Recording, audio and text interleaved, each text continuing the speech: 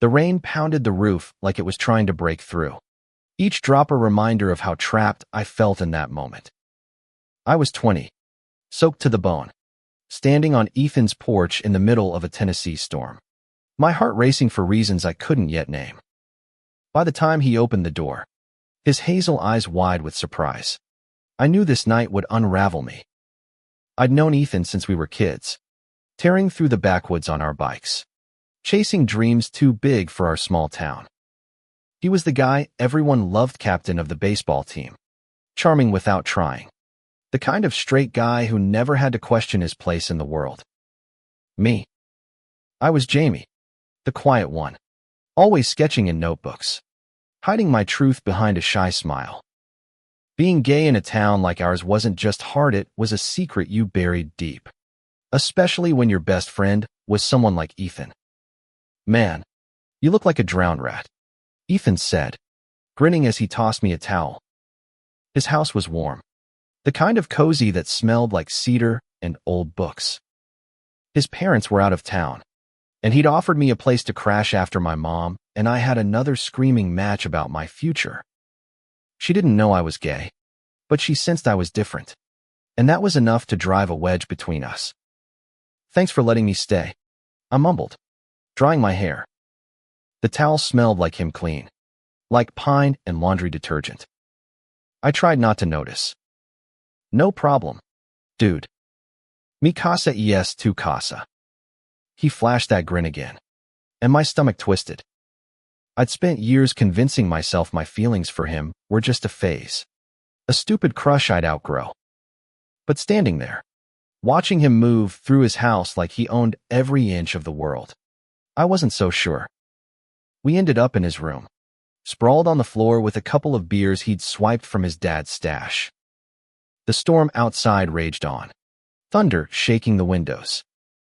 Ethan was telling some story about a game he'd won last season, his hands animated, his laugh filling the room. I tried to focus on his words, but my eyes kept drifting to the way his flannel shirt stretched across his shoulders, the way his lips curved when he smiled. "You're quiet tonight," he said suddenly, his voice softer. He leaned back against his bed, studying me. "Everything okay?" I shrugged, staring at the beer in my hands. "Just stuff with my mom. You know how it is." He nodded, but his eyes didn't leave me. "You sure that's all?" My heart stuttered. Ethan had this way of seeing through me, like he could peel back the layers I'd spent years building. I wanted to tell him everything, how I'd known I was gay since I was 14, how I'd lie awake at night imagining a world where I could hold his hand without fear. But the words stayed locked in my throat. Instead, I changed the subject. "You ever think about leaving this place? Like, for good?" He tilted his head, his expression shifting. "Sometimes. But then I think about my folks, the team, you." He paused, his voice dropping. "I don't know what I'd do without you around, Jamie." The air felt heavier, like the storm had slipped inside the room. I laughed it off, but my chest ached. He didn't mean it like that, I told myself. He couldn't. As the night wore on, we talked about everything and nothing: college plans, stupid high school memories, the future we both wanted but couldn't quite see. The beers made us loose, and soon we were laughing so hard my sides hurt. But every time our eyes met, there was this pull, like a current I couldn't fight. Around midnight, Ethan suggested we watch a movie. He grabbed his laptop and plopped onto his bed, patting the space beside him. "Come on, don't make me watch this alone." I hesitated, my pulse racing. His bed was small, barely big enough for two. But I climbed up anyway, sitting stiffly at first, hyper-aware of the inches between us. He picked some action flick, but I barely registered the screen. All I could think about was the warmth of his arm brushing against mine, the way his breathing synced with the rain outside. Halfway through the movie, Ethan turned to me, his face closer than I expected. You ever feel like you're hiding something from everyone? He asked, his voice barely above a whisper. I froze. What do you mean? He looked away, his jaw tight. Like, there's this part of you nobody knows. And you're scared if they did, everything would change.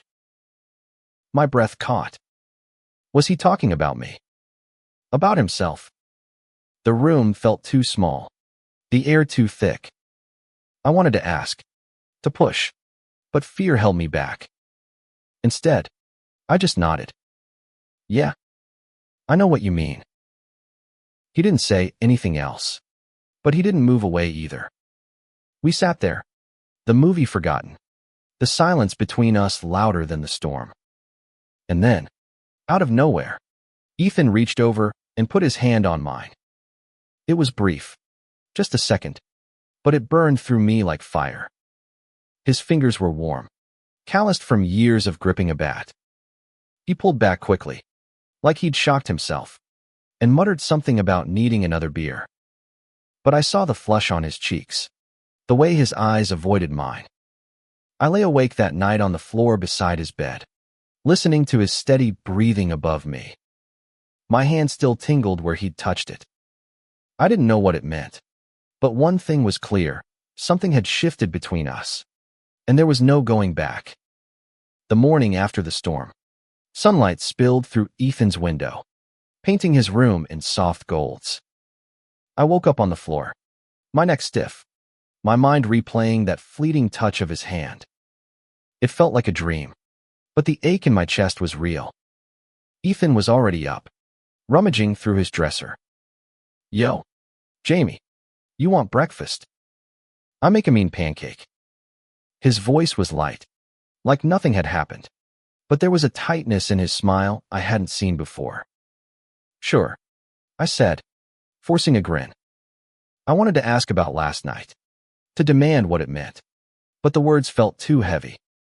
Instead, I followed him to the kitchen, where he tossed a bag of flour onto the counter and started cracking eggs. Domestic Ethan was a sight hair messy, sleeves rolled up, humming some tune I didn't recognize. It was so normal, so him, that it made my heart hurt. We ate at the kitchen table, the silence between bites louder than it should have been. I kept stealing glances at him, searching for a sign, anything to confirm I hadn't imagined that moment. But Ethan was all easy laughs and small talk, like he was trying to outrun whatever had passed between us. After breakfast, he suggested we head to the lake. It was our spot, a quiet place where we'd spent countless summers swimming and talking about nothing. Today, though, the air felt charged, like the calm before another storm. We drove in his beat-up truck, the radio playing some country song he sang along to, off-key but unapologetic. I watched the way his hands gripped the wheel, strong and sure, and tried to ignore the way my pulse raced. At the lake, we skipped rocks across the water, the ripples spreading out like secrets we couldn't say. Ethan was quieter than usual, his usual bravado replaced by something softer, almost vulnerable. You ever think about who you're supposed to be? He asked, tossing a stone that sank too quickly. I glanced at him, my heart thudding. All the time. He nodded, staring out at the water. I keep thinking, what if I'm not who everyone expects? What if I don't want to be? His words hit me like a punch. I wanted to ask what he meant, to beg him to say more, but fear kept me silent. Instead, I picked up a rock and threw it, watching it skip 3 times before disappearing. Then you be who you are, I said finally, my voice barely steady. No matter what. He looked at me then, his eyes searching mine, and for a moment, I thought he might say it's whatever it was that had been simmering between us. But then he laughed, a little too loud, and splashed water at me. You're too serious, Jamie. Come on, let's swim. We spent the afternoon in the water, laughing and wrestling like we were kids again. But every brush of his skin against mine felt electric. Every glance lingered too long. By the time we headed back to his house, I was dizzy with wanting, with questions I didn't dare ask. That night, we ended up in his room again, this time with a pizza and a deck of cards. The storm was gone, but the tension between us was its own kind of thunder.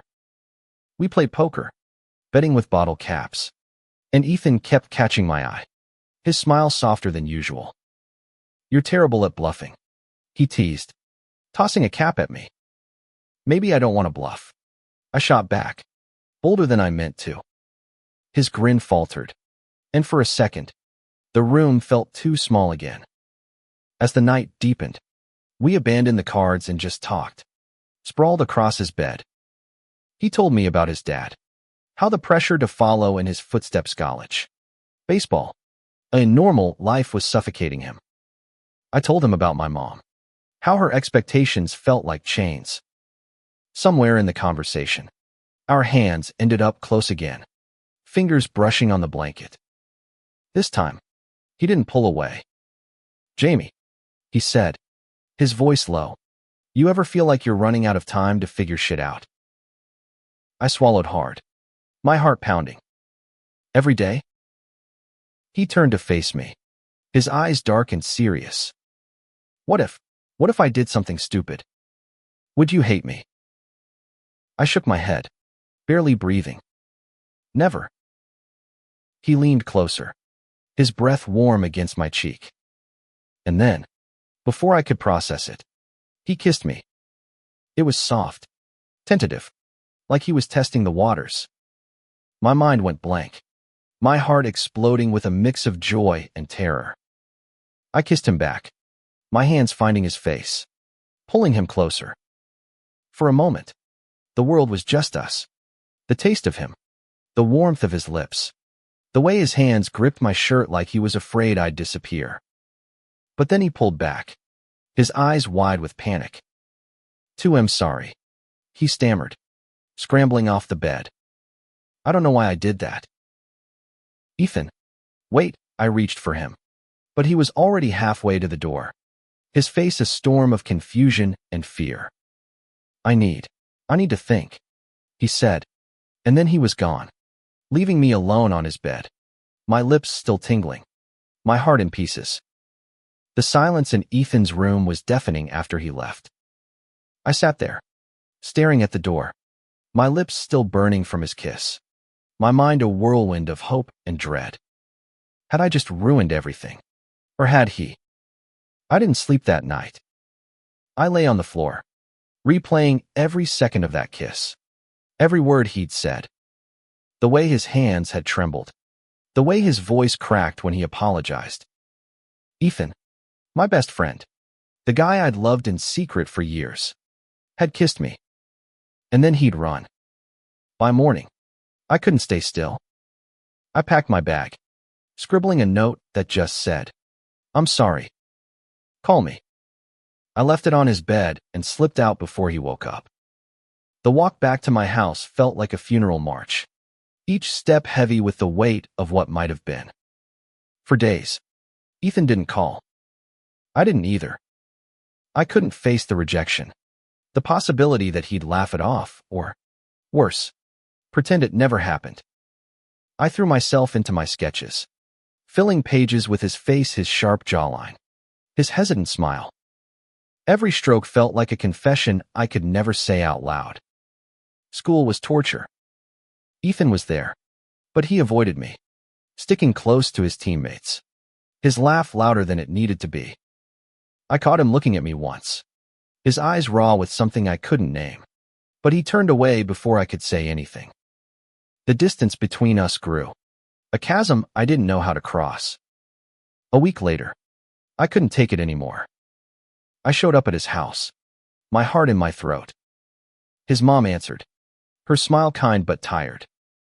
"He's in the garage," she said, nodding toward the side of the house. I found him there, tinkering with his dad's old motorcycle, grease smudged on his cheek. He froze when he saw me, his wrench clattering to the floor. "Jamie," he said, his voice rough. "What are you doing here?" "We need to talk," I said, my voice steadier than I felt.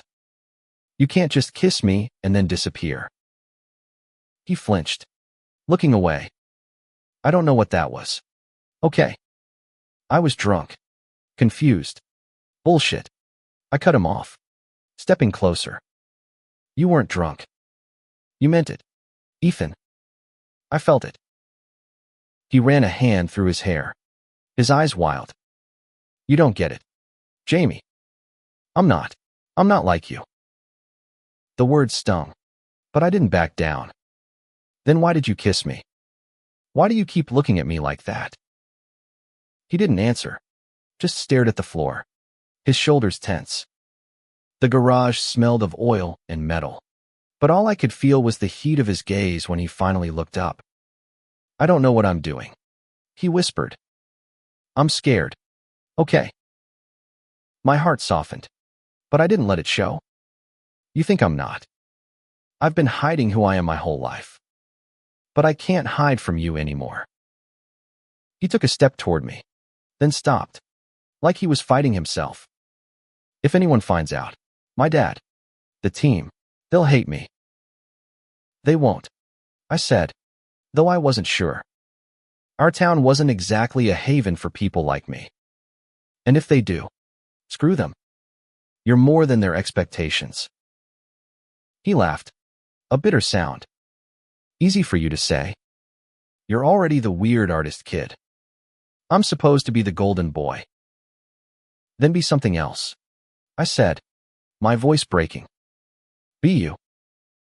For a moment, we just stood there, the air thick with everything unsaid. Then he crossed the garage in 2 steps and pulled me into a hug.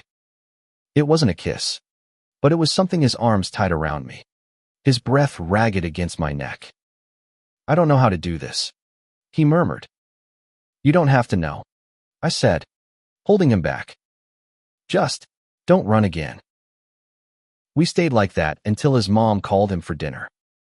He pulled away, his eyes searching mine. Stay? He said, and it felt like a promise. That night, we didn't kiss again, but we talked. Really talked. About his fear of disappointing his dad. About my fear of losing him. It wasn't a resolution, but it was a start. For the first time, I felt like we were seeing each other, not the versions we showed the world. The weeks that followed were a tightrope walk. Ethan and I were careful, tiptoeing around whatever we were becoming.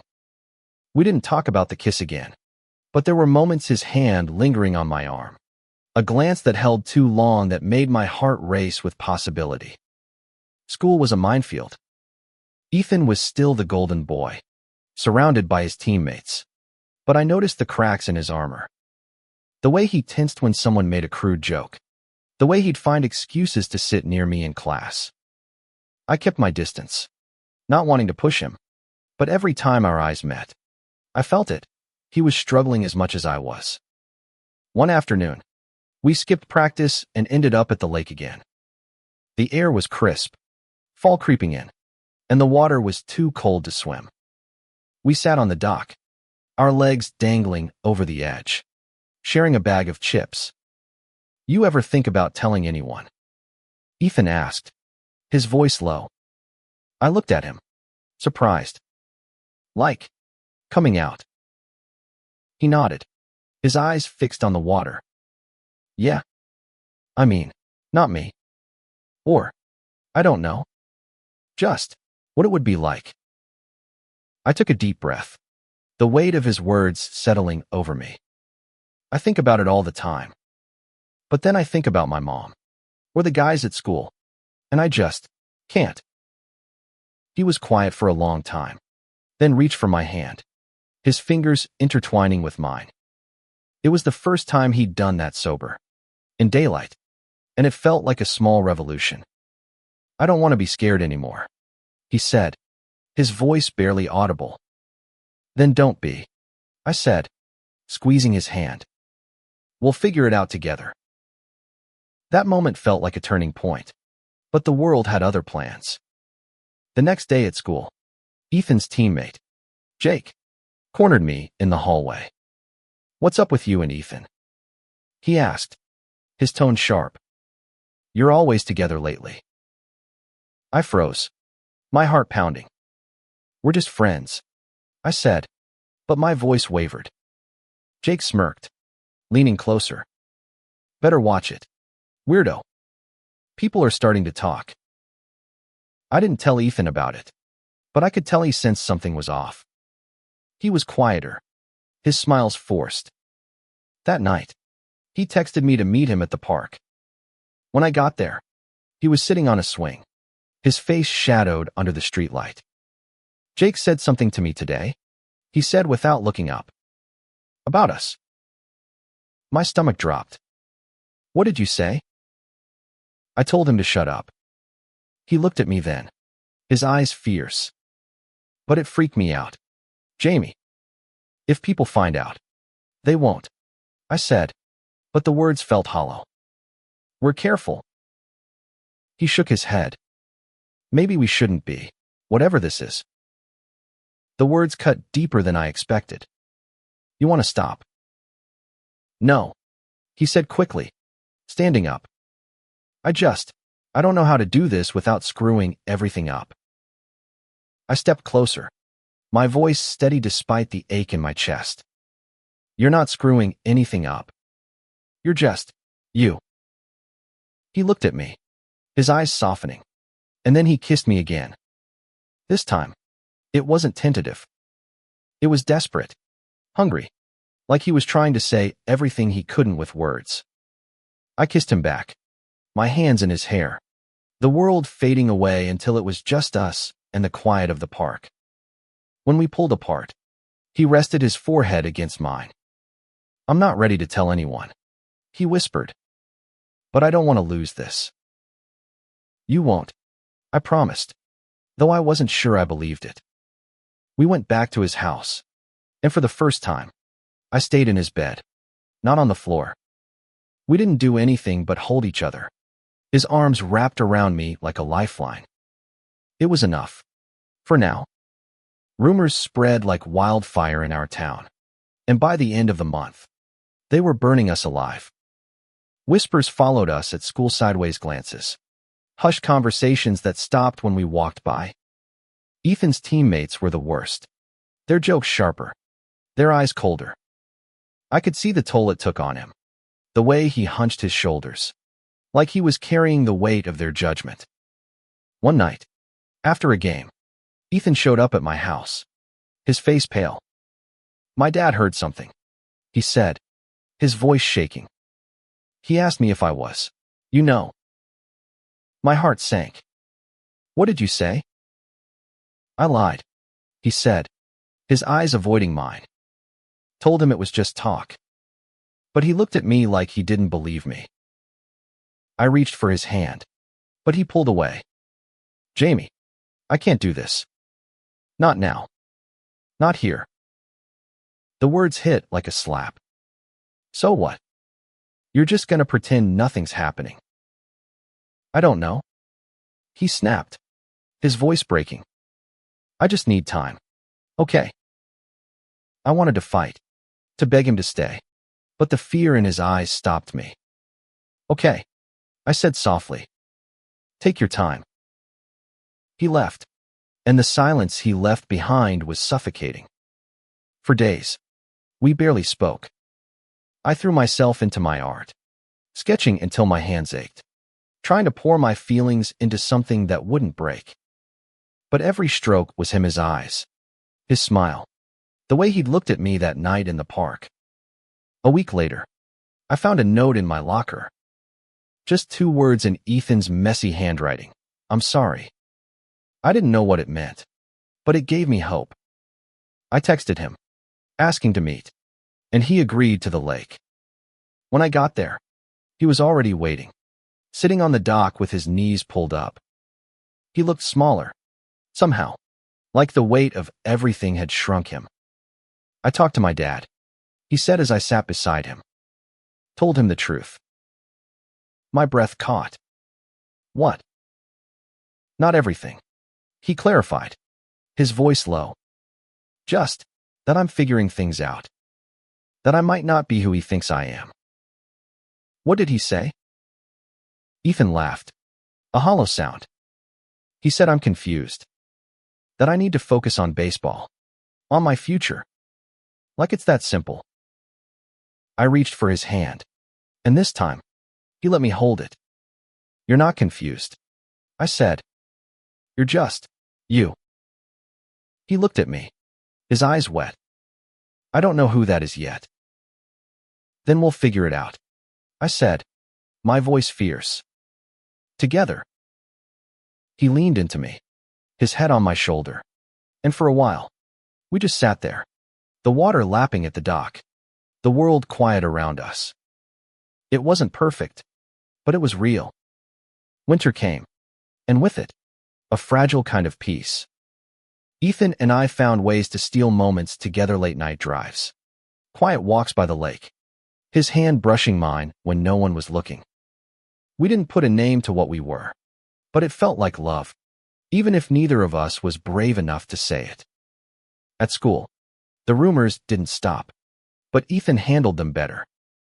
He'd laugh them off, or shut them down with a look, and slowly, people moved on to other gossip.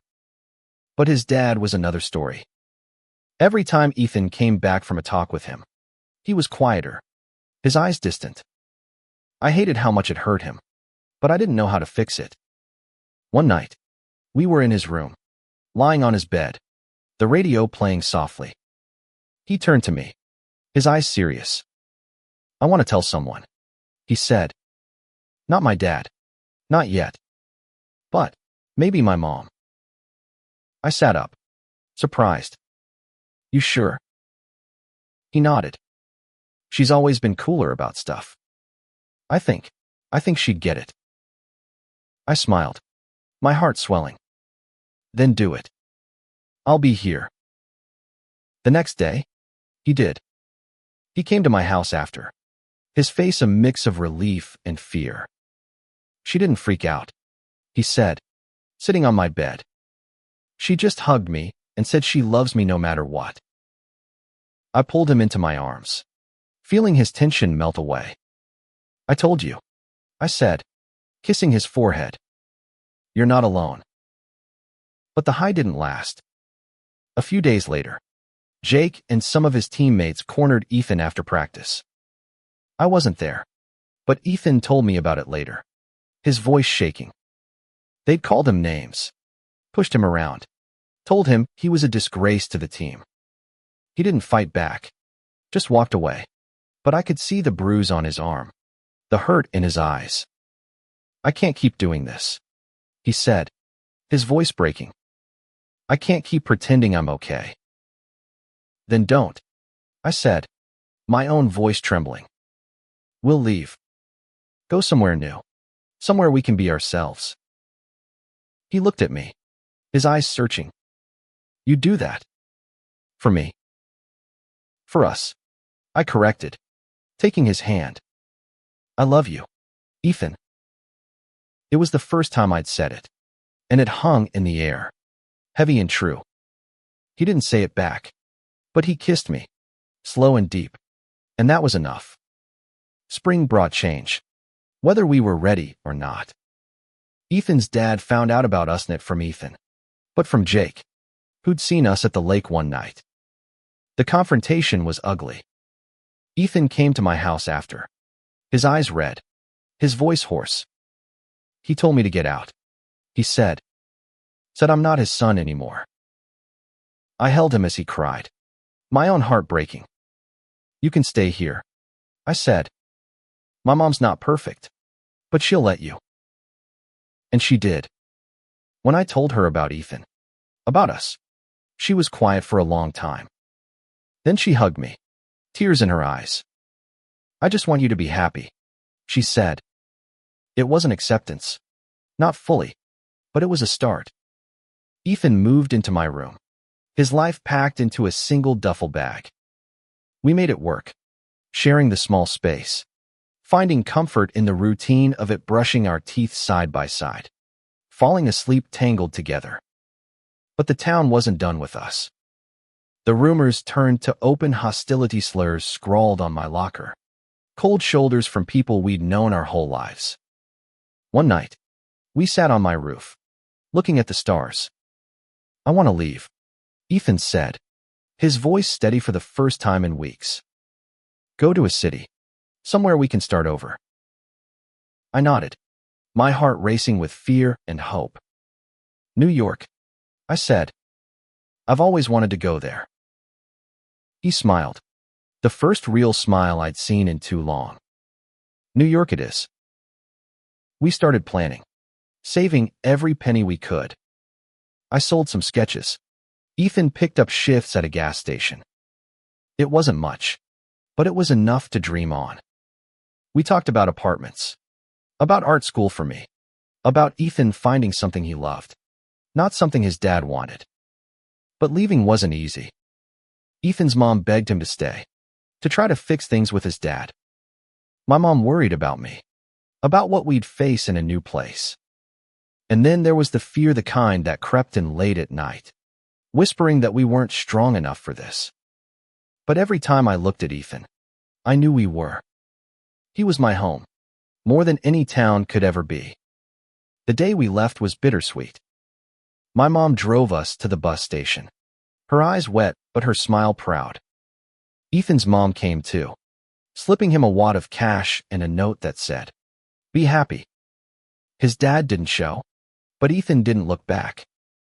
The bus to New York was crowded, the seats worn, but we didn't care. We sat close, our hands intertwined, the world outside blurring past. "You scared?" Ethan asked, his voice soft. "Terrified," I admitted, grinning. "You?" He nodded, then leaned his head on my shoulder. "But I've got you." New York was everything and nothing like we'd imagined. It was loud, chaotic, overwhelming, but it was ours. We found a tiny apartment in Brooklyn, barely big enough for a bed and my easel, but it felt like a palace. Ethan got a job at a coffee shop, his charm winning over customers even on the worst days. I enrolled in art school, my sketches turning into something real, something I could be proud of.